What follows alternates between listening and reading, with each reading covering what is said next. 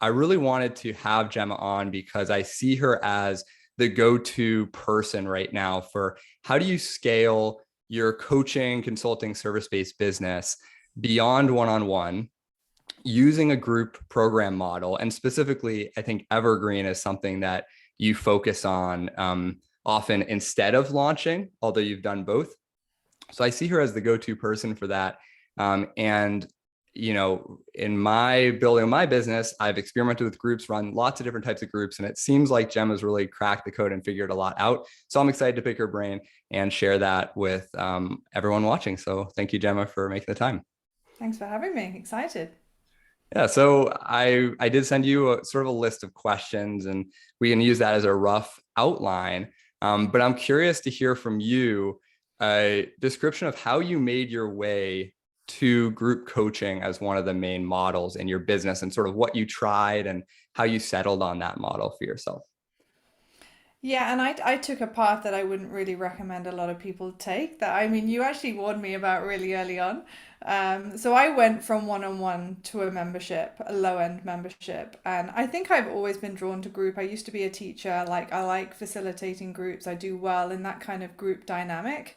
And getting to lead a group, I guess it's where you sometimes step a little bit away from coaching, in its purest form, and you get to teach, bring that kind of energy and motivate people in that way. I was really drawn to that side of like, how can you help a group be productive and learn together?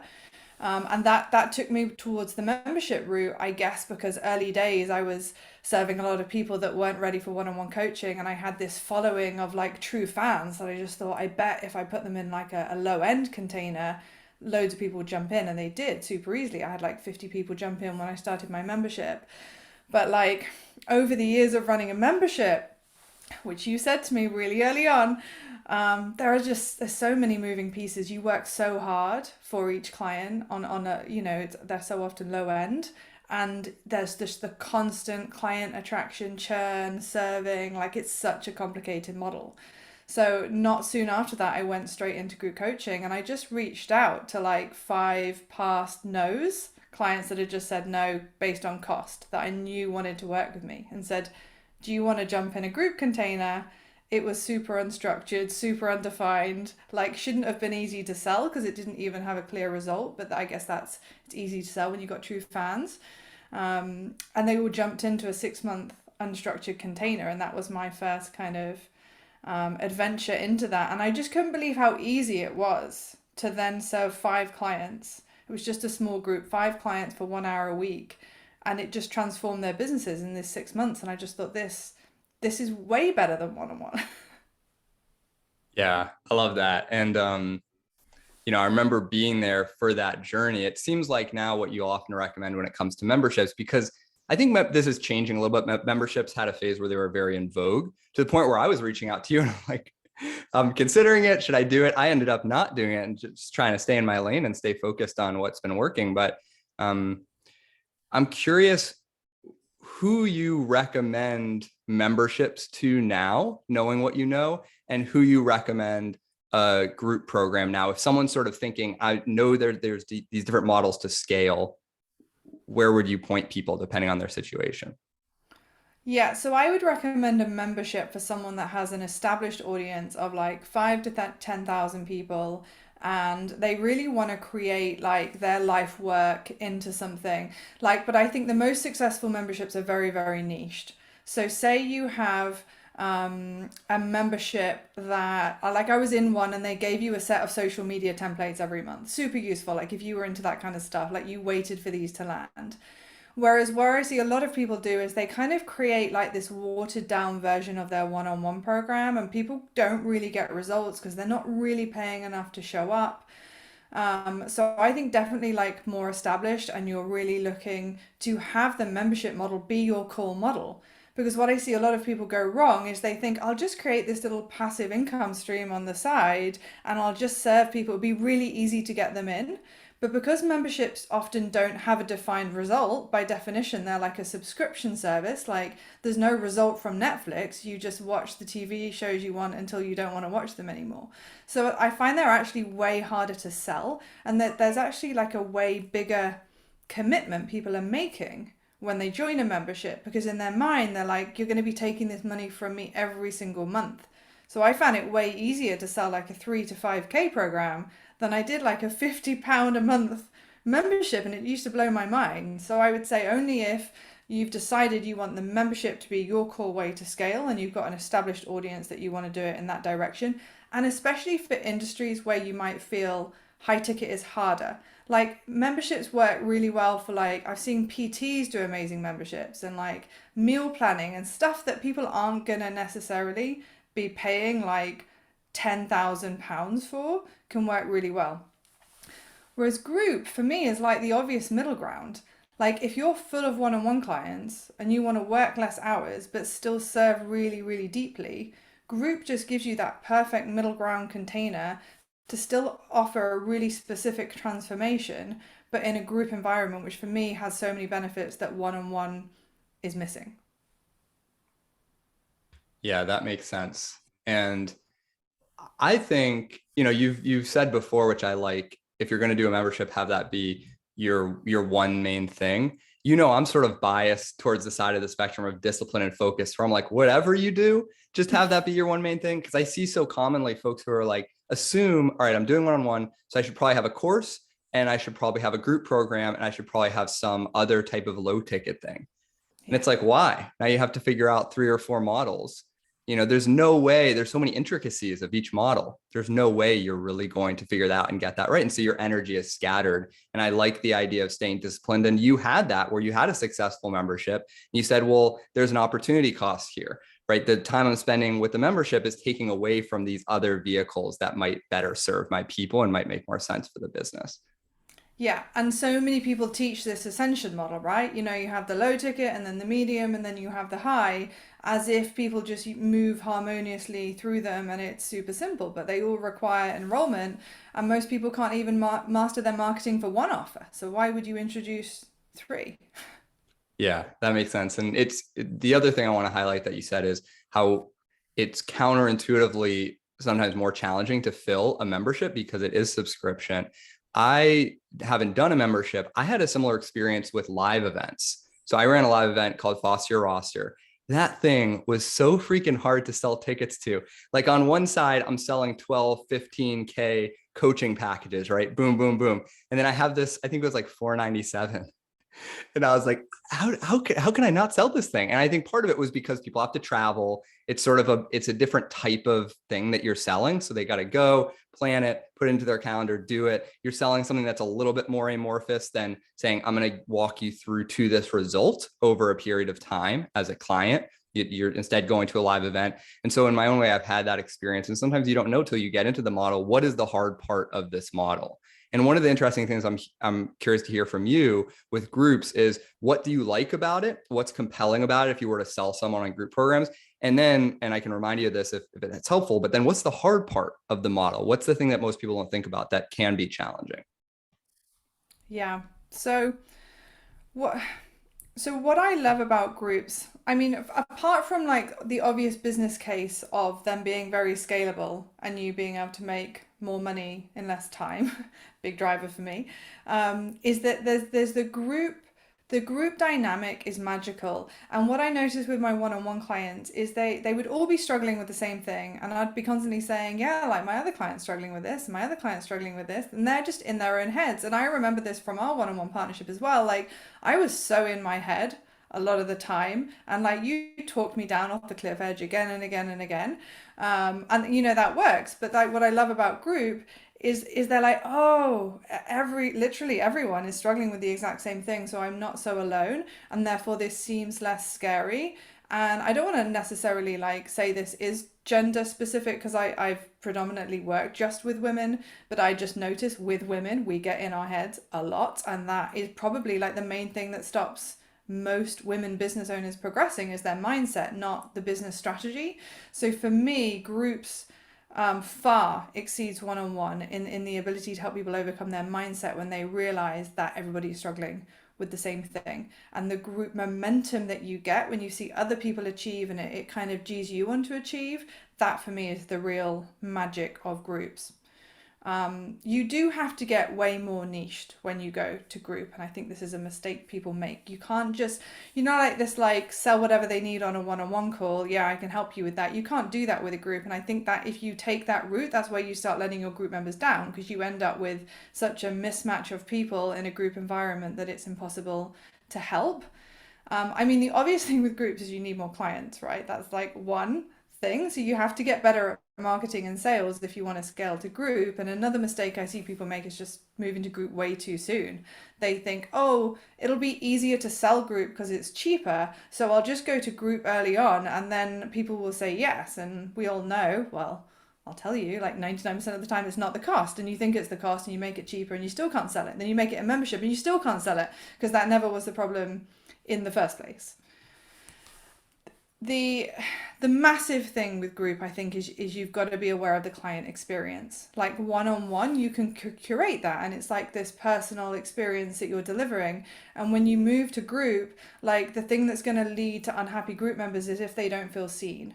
So you have to build out a program and a structure that has every single person feel seen, which is why I think it's great to start like smallish and then figure out how to grow. Because if you scale straight away to say 20, 30 people and you don't know how to make every single person feel seen, then you're going to end up with really unhappy group members. Like one of my favorite things that somebody said to me, a coach called Carrie Wilkinson said, you have to learn how to scale empathy. I like that. I like that a lot. And I've had that experience. I've had situations where people in my groups have felt seen, haven't felt seen. And sometimes it can be a little bit counterintuitive because I've had experiences where someone was brought into the group, got a client the day after he enrolled, right, at a price he'd never charged. So you're like, as the coach, you're like, all right, my job's to help them get results. My job's to help them get results. Then someone can get results, but if they don't fundamentally feel cared for, like you really care about them succeeding, then that's going to be someone who's unhappy. And sometimes you have to learn that the hard way. But it's more to manage in a group. With one-on-one, you're going to figure it out. You're going to come on to the next session, say, what's going on? You seem off today. They're going to be like, well, I feel like, I'm not sure if you're invested. And you're okay, let's work it out. Right. And so I think that's a big jump. And the other big jump is the structure is different, right? It's not one-on-one coaching in a group in most cases. You're curating a community, you're curating connections, you're doing more teaching. What I like about group is that it does encourage you to build that structure. It does encourage you to start thinking about a curriculum to niche down. One-on-one in a way is a trap because one-on-one, if you don't do it right, can kind of keep you lazy. Because what do you have to do? You just show up and you just support the person with what they need. And so the risk with one-on-one is if you never are encouraged to build your signature system, you're never building assets that could help the business work independent of you. So I'm curious if you have thoughts on that. I mean, I completely fell into that trap. And I think that was part of the reason I started to dread my one-on-one calls because every one-on-one call was a reminder of what I hadn't built out.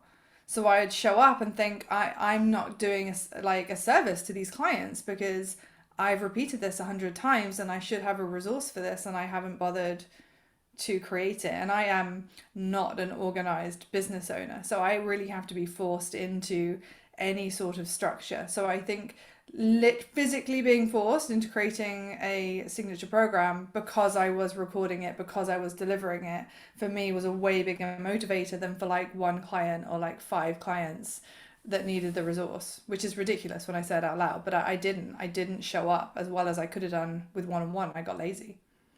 Mm. Yeah, that makes sense. And I like another thing you said, which is people try to sell groups too early. And I've seen that as well, is that assumption of, oh, I've gotten a couple one-on-one clients. So obviously groups more scaled, better time for money. So why don't I fill a group? And I'm like, bro, who's going to be in the group, man? you don't have any leads coming in. Right. And I think I made that mistake early on too, is there's part of business that's sort of like, what's the rush? You know what I mean? Figure out one-on-one. And then when you're ready for a group, your clients will tell you, your audience will tell you, because you're going to have the lead flow for it. Instead of what I did early on in my business was like, all right, I better fill a group. It starts a month from now. So then it's the month my wife's miserable. I'm miserable. No one's having a good time because I'm like trying to fill this group and it has two people. And now I got two, but that's like an awkward amount. So now I feel all this pressure to get more.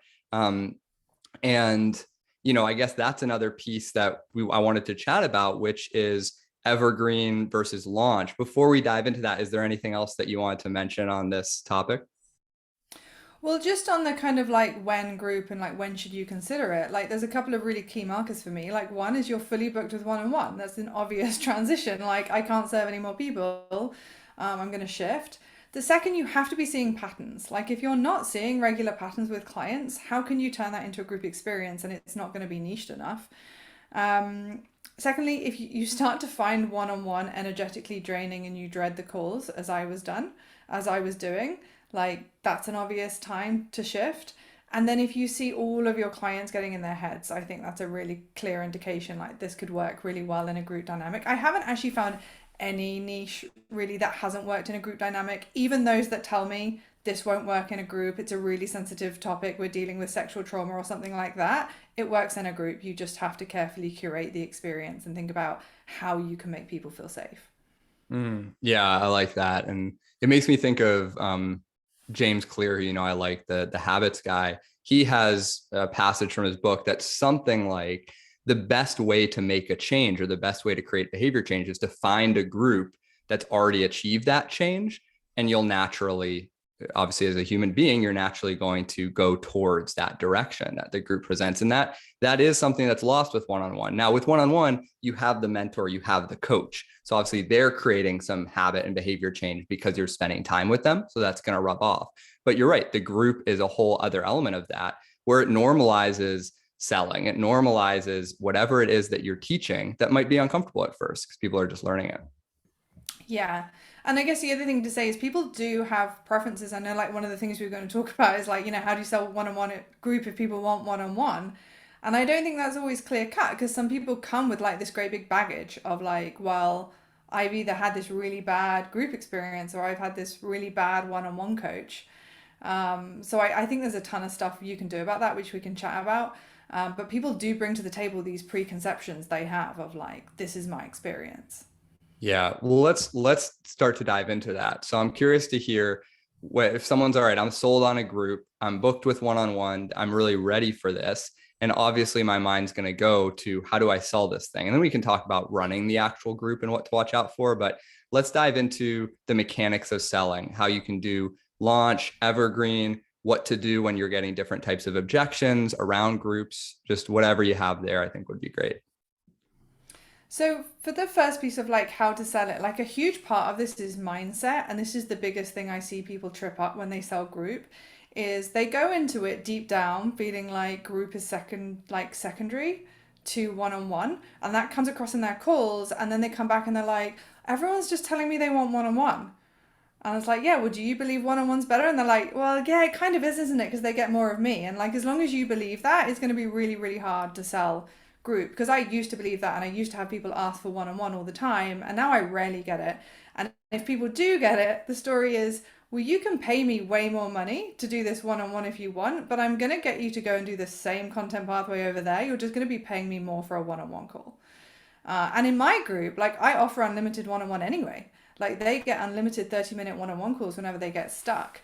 So you can be super playful with group structure. Like group doesn't just have to mean they only get group. We just have a support ladder whereby you ask for help in the community, you come on a group coaching call, and if you're still stuck, we hop on a 30-minute one-on-one. And that's another way you can deal with unhappy members, right? Is you have trigger points that identify where people might be unhappy. So in terms of selling it, the first point is exactly the same with one-on-one, is like package it up based on the result, because I feel like the second people start talking about group, they get in their heads that they're selling group coaching, but you're just selling the result and the transformation exactly as you are in one-on-one. So sort of like they don't even need to know it's a group program in your marketing. You're just inviting them to talk about the transformation that they want, and then you're selling them the package, which is, hey, we work and this is how we work in this format and this is why it's awesome. And the more you get behind that and the less you start to see it as group coaching, the easier it is to sell in the first place. Yeah, that makes sense. I've had experiences where I've literally tried to sell the same program that I've already sold successfully before in a different time where I had a different belief about it, can't sell it, right? And it just shows, well, okay, if what you're selling is consistent, then the only thing that really has changed here is your beliefs about the thing that you're selling. So I love this idea of you're your first sale, in terms of that groups can be effective and that they can be just as good or better than whatever it was one-on-one you were offering.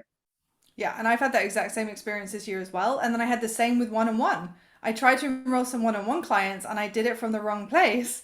And I could just see myself in these sales calls, like sabotaging every single client, like talking them out of working with me. And when I realized I didn't want to work one-on-one. Okay, so this is good. So it's sort of like, if we're selling the group, assuming we're selling through strategy sessions or sales calls, a higher ticket program, nothing's really going to change in the marketing up until that sales call itself and the offer that you make.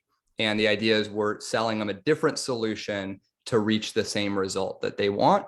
And the first sale is ourselves. Is there anything else around the selling of groups before we dive into Evergreen versus launch that you want to mention? Well, depending on the price point, is going to depend how you sell it. And where I see a lot of people go wrong is they try and sell it on a sales page. I don't know why people suddenly go, I'm selling a group program and therefore I need a sales page. And so you just drive all this interest to it and you capture no actual people to chat to. So like I teach two ways, like either sell it on a sales call, or sell it by chat with a PDF. Like keep it in a conversation, keep control of the sale. So typically, like if you're selling something under £1,500 or $2,000, you could probably do it via a PDF, but I would master the sale process via a strategy session first. Yeah, I love that. And, I have a client right now who, filled his roster, got to 10K per month, starting from one or two clients, really low end. And he went to go build a course because now he's just booked up, he's at capacity. And he's like, oh, I'm just going to put it on a sales page and put it on my website, 997 course. You're like, good luck with that, man. And I think that's very common, is because people are exposed to, in the coaching consulting space, right? They see the Facebook ads, they see sales pages. So like, oh, I assume sales page is part of this, not realizing that copywriting is a whole skill that you could take 20 years to learn, right? Even if you actually figured out the sales call process, that's assuming you're good at sales calls. There is some transfer ability there. Yeah. Yeah, if you want to learn to create a great sales page, that could take 20 to 30 hours to create that thing. And you got to know what you're doing. And like you can still buy my membership that I closed on my website. Nobody buys it. It's just in the footer. Like nobody just goes over and spends £100 on a membership just because there's a sales page there. Yeah. Yeah. Okay. So we've talked about some of the selling. Tell me about launch versus evergreen, how people should think about that decision. Yeah, because I got really opinionated about this recently. So I guess I just see this really tiresome launch culture that people get sucked into, as if it's the only way to sell is doing like a 5-day challenge or a webinar. And I think I like my personal experiences. I got really burnt with launching because I had a really successful launch. I enrolled all these clients into my membership and it resulted in like a huge number of my membership leaving because it disrupted like the whole dynamic when I like brought all these people in. So that kind of burnt me with launches anyway. But the point is, if you run a cohort program, like starts on this date, ends on this date with a cohort of people, as so many people do, then you kind of get trapped in, I need to do some sort of launch to fill it. Otherwise, like, how do I generate 10 or 20 or 30 leads all at once, or say 100, depending on the size of your business?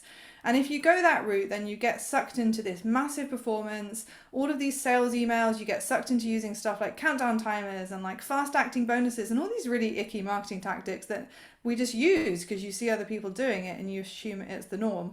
And so I guess I had my eyes opened when I started learning about just a slower approach to marketing, which would be, well, what if we just enrolled a few members or 5 or 10 members every single month and we didn't have to do this hard sell?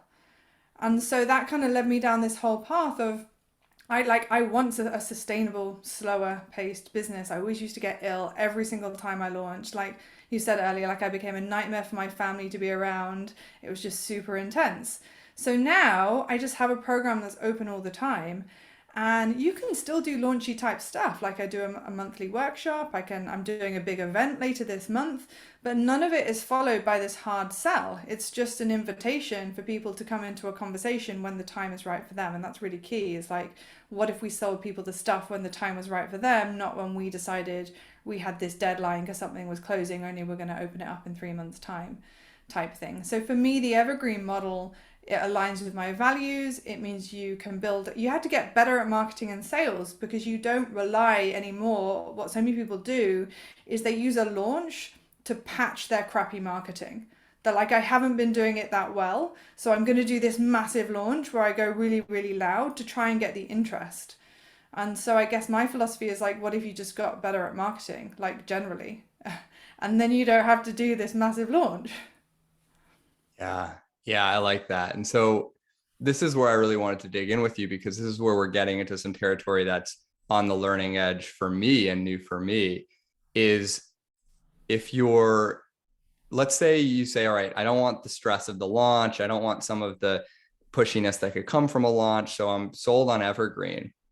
And obviously we can continue to do marketing each month. I actually like not launching in terms of just having a healthy business, right? I'm sure you would Yeah. agree. Like, let's make it so that each month we can start to predict what's going to happen, instead of like holding out for 2 launches a year and just crossing our fingers. I mean, that's extreme. So we're actually respect to the Marie Forleos and the people who are like, Yeah. 1 launch a year, baby, let's go.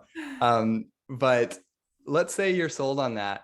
We still need to create some sense of urgency, scarcity, or other mechanism to have the people say, I'm going to sign up today versus I'm going to sign up next month. And I'll caveat this before I ask the question. Of course, there should be some inborn scarcity, just because I have this problem in my life. I have this problem in my business, right? So in the sales call, I understand we can definitely help them wake up to, there's a cost each month to not getting this fixed, right? So we'll assume that people understand that as a basic sales tenant.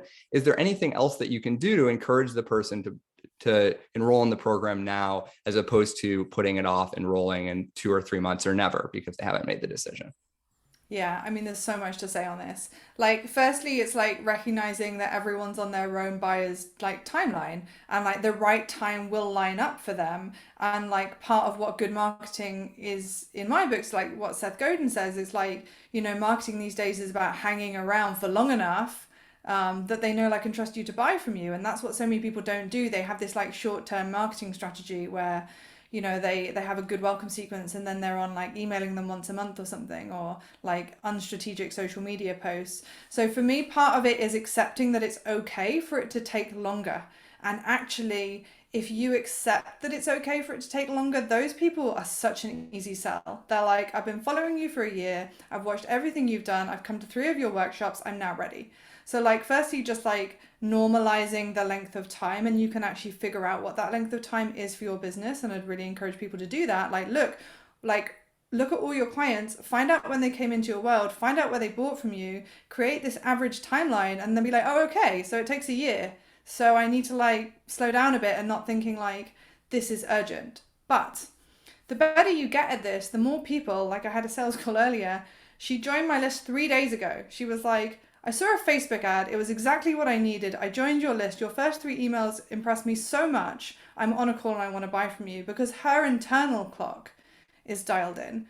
So I feel like we have to lean more into those internal drivers of, can you list like the 10 criteria that makes it right for your ideal client to buy? And there's a great thing with a guy called John Mendoza about like the 5 buy now criteria. Like, they have to have the money, they have to have a bleeding neck, they have to have it in their plans to move forward on this. They have to buy into your USP. And when all of these 5 things line up, people are ready to buy. So for me, we want to stop pressurizing people to buy when the 5 things don't line up by trying to be super manipulative on a sales call, being like, but aren't you in enough pain? Like, look at the cost. Like, what if we only got people on the sales call when the time was right for them? I really like that. I love the idea of just questioning the assumption that there does need to be urgency, or that you do need to accelerate the sales cycle or the timeline for this person, and that at the right time with the right offer, that's going to be a no-brainer for them. Walk me through, is there anything else here before I kind of jump to the next piece? The simple tactical thing of like how you create urgency as well each month is as simple as learning like an email that says, I'm starting a new group this month. As simple as saying, we're starting next week. Like, there are very simple time phrases that bring urgency without there being an official deadline. And just to speak to the truth of this, when I turned my membership evergreen, as in I didn't close the doors, our launch conversion didn't suffer. We still converted the same percentage of people without the deadline. It was just a hey, join now, and like here's a reason to join now. So you want to give people a reason to join now, but don't like let's not insult our buyers by thinking they only respond to a deadline because they do have internal urgency and they do have reason and logic that speaks to why now is the right time for them. Hmm. I really like that. That makes a lot of sense. Um, okay, so I've been a part of groups launch and evergreen. Um, I've ran both launch and evergreen. I want to talk a little bit about once, let's say we sell someone on this, or they've sold themselves, they're in, it's an evergreen group program that we're running. Walk me through mistakes that people make and things to pay attention to make that work. Because from my experience, there is a difference between a group that starts together and a group that comes in when they come in. Uh, there is a difference in terms of your feeling of community and your feeling of being a part of that group. I know, and the final thing I'll mention, I know one mistake I made when I went from launch to evergreen with my group is not very, very, very, very clearly hammering it home that it was evergreen. And sometimes you cannot say something and it's as bad as saying something. So because people heard launch, I did run a group. This is 2020. We talked about it before. And in my mind, and I don't have the recording of that call because we get rid of them Mm-hmm. every 30 days. I wish I could go back. In my mind, I'd said, this is evergreen, right? But when I first started, it felt like a launch because everyone, before it was evergreen, you just have your first members that are starting at the same time. And so that created an expectation of launch, and then the expectation didn't match reality, and there was breakdowns with clients. So I'm curious for you, how do you make that evergreen work, particularly in the feeling of community and being seen for folks? So, firstly, trust in your own container. Like, I'm so bought into how good my container is. I think it comes across in a call. Like, there's no doubt. I also think not everyone knows what evergreen and launch means. So, some don't assume like people really get. Like, you have to really explain the structure. The onboarding piece is super important. So, for me, I hold a live kickoff call. This is something I got from Taki Moore, like a live kickoff call every single month. And that is where, they join with, say, 4 or 5 other people. We have a whole session on how to get the best out of their investment, how they're going to show up. And they get inducted really powerfully and then set off on their own personal journey. Now, you can bump that up with a one-on-one call if you want. I don't at that stage, but you can. And then they come into the community, and there's a really specific pathway they follow to induct them into that community to get them speaking to other people. And they've already, in that first kickoff call, like assigned their first 30 days of action. So they've started really powerfully. So I think that's like one way. If they're in action and they're succeeding quickly, you want your clients to win in the first 30 days. Like group or one-on-one, you want them to win quickly, right? So I think if that win is built in, then they're thinking more about their wins and less about coming into the community. But that's also why I love Evergreen, because the community is established. So when you run a cohort program, you have to go through that like awkward first 2 weeks where you're trying to get everyone to speak to each other and like being like, hey guys, this is how you contribute, like comment on this. There's none of that. People walk into the group and they're like, wow, like people are shit hot in here, and they're like taking action, and like Gemma's told me how to show up and she's given me a quick win. Like, I always talk about how to show up as an introvert because I'm a big introvert and I struggle in group scenarios. Like, I shrink away, and but I know the power of them. So there's some like quick wins I give introverts for, like, here's how you can get involved in the group without it sucking your energy, or like if you want to like just dip one toe in, like here's a quick win for you to take. So I think just really structuring that and empathizing and not trying to hide the fact that it can be hard to walk into a group. Like, be honest and open. That's kind of my mantra with my whole business, is like share the challenges of a group with them, and like show them how to overcome those pitfalls. Yeah, that makes sense. So I think you made a good point earlier in that some of the people listening might not even understand what we're talking about with Evergreen. Yeah. So walk me through like what does that look like if you're running something Evergreen versus launch? So I like the reason I say that is because this comes up on like a lot of calls. People are like, I want to make it evergreen, and in their head that they think that means sticking it on the website, and So people can just passive buy or it an automated funnel versus anytime. an evergreen Yeah, group. yeah. And I guess my definition of evergreen isn't even other people's because I don't think you should have it that people can drop into your program anytime. I think you have to give them a powerful start. So I guess you could almost call mine like a monthly mini launch if you like, but it's like I can have a sales conversation anytime and give them a start date, which is in the next 3 weeks, anytime. So I call it rolling monthly enrollment. And I can have a month off, like I won't enroll anyone in August because I take that off, but I enroll on a monthly basis. So I guess it means open all the time, but then like with the caveat that that doesn't have to mean they can literally walk in the container anytime. Whereas launch for me, or I shouldn't say launch because you can still launch into an evergreen program. The So opposite of evergreen is having a start stop cohort of people that join at the same time and end at the same time. yeah, so what we're talking about is people being in the same program who had different start dates. And that when Exactly. we say evergreen, that's what we mean. And if they had the same start date, everyone in the group, that would be a cohort or launch based uh, situation. So, okay, so tell me a little bit about how you've mentioned a kickoff call, you've mentioned some different parts of the structure. So what's really important when you're structuring a group program? Let's assume this is the person's first group program to keep it simple. How are they structuring those sessions? What does the client experience look like? What are the most important parts there? So I think the first question to ask yourself is whether you're running a curriculum based group program or more like a pure coaching based group program. So my first group coaching program was just like join me for 6 months. We'll meet every week. I'm just going to coach you. I can't believe everyone bought it, but it was awesome. Um, Whereas now, well, I have two group programs now. One's very curriculum based. So it's like go through this pre recorded content, and then you go into the whole delightful curriculum design piece, which I super love because of the teaching angle. So, like, go through this content, come to the live coaching session, and then interact in the community as well. So, I think there's two kind of different models you can take. I've just started this new container, which there's no curriculum for. So I went with like the opposite marketing message to my other one, which is like, here are the exact steps. The other marketing message is like, hey, you really sick of content? Like, come into this container and I'm just going to help you take action every week. So it's really like action orientated. We work on workbooks and have them move forward. Um, all of these can stay quite aligned to pure coaching, or you can go wildly away from it, right? You can be Q&As, it can be you instructing them, then you can live teach or you can pre-record. So I feel like there's a bunch of different options.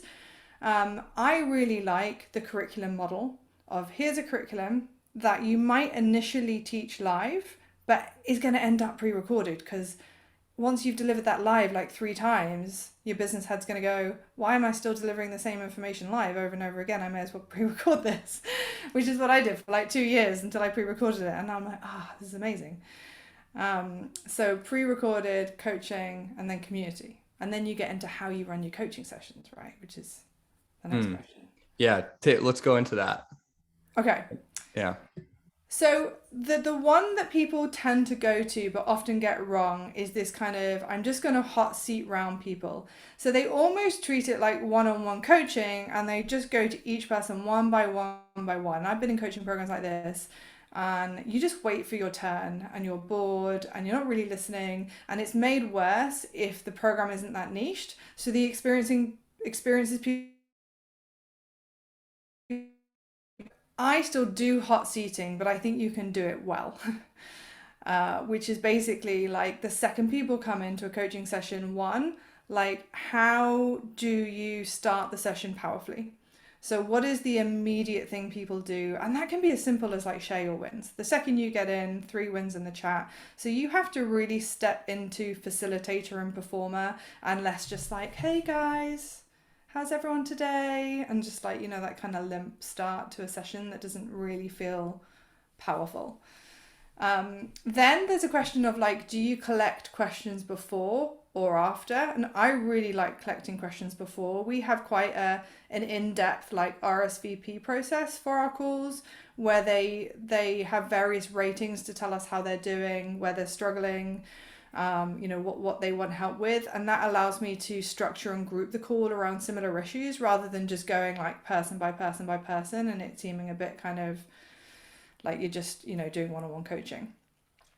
Then the key is, how do you engage the whole group? This is the biggest question, right? How do you engage the whole group in the coaching session rather than one-on-one coaching? So for me, that's for every zoom in issue, you zoom out and you contextualize the problem so that everyone can see how it's relevant for them and what they can learn from it.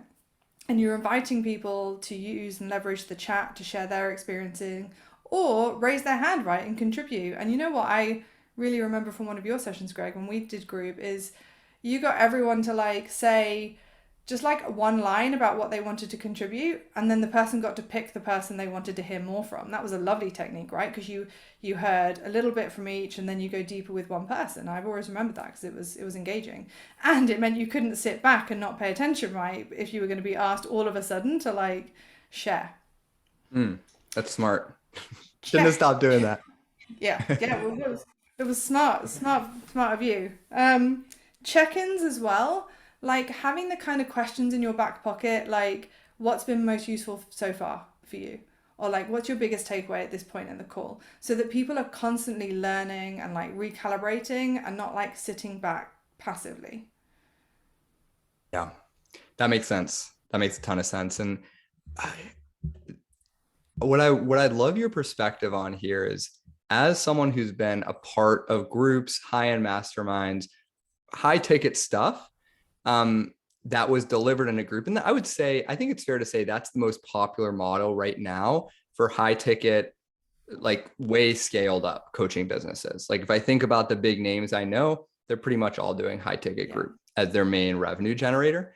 One bias I have against group that I haven't really seen solved. I've seen people present solutions as though it could solve it, but I've never personally experienced it being solved, is in order to run a group effectively from an operations standpoint as the business owner, it means creating a lot of friction for the end user. So like, all right, if I have a question, I got to think of a specific question. I can't just be stuck. Like I need a specific question, and then I'm going to fill out a form, and then I'm going to do the Q&A call. And then even if it's engaging, there's part of it where I'm waiting for my chance.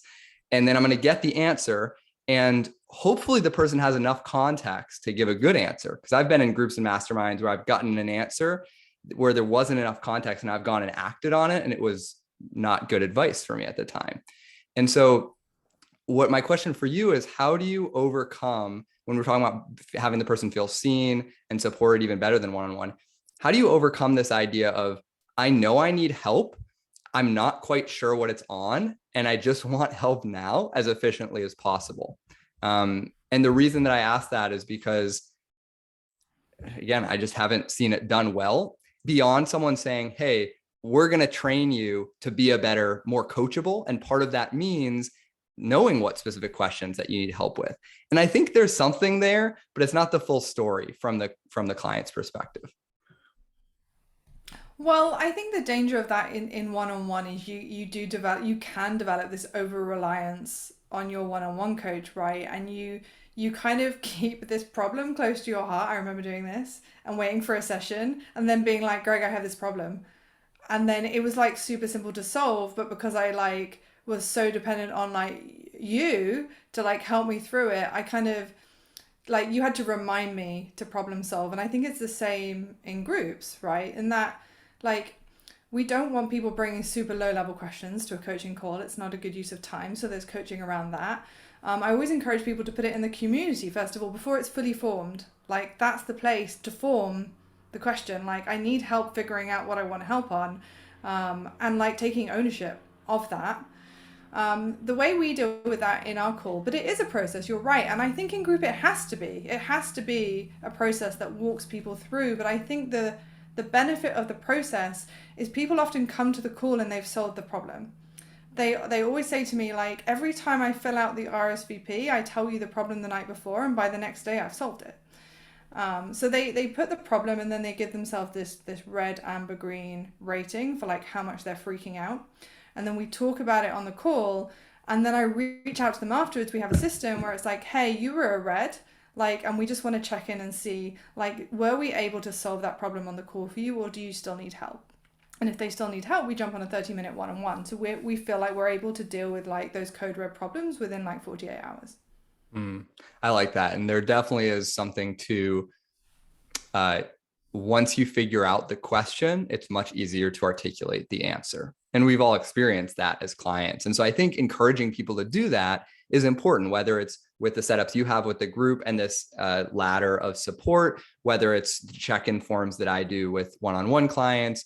And I also like the idea of someone not waiting for a call a week or two later. And that's one of the reasons why I've started doing between call support via Voxer and things like that more, so we can just get the answer. I'm conflicted on this, Gemma, because I hear you, and I'm someone who, when I do coaching, tend to have very specific things I need support on. And I think that's one of the reasons I've been able to be successful, is because I come, here's what I need help on, cool, I'm going and doing it. And I'm not going to be dependent on the coach to help me to get the result for me.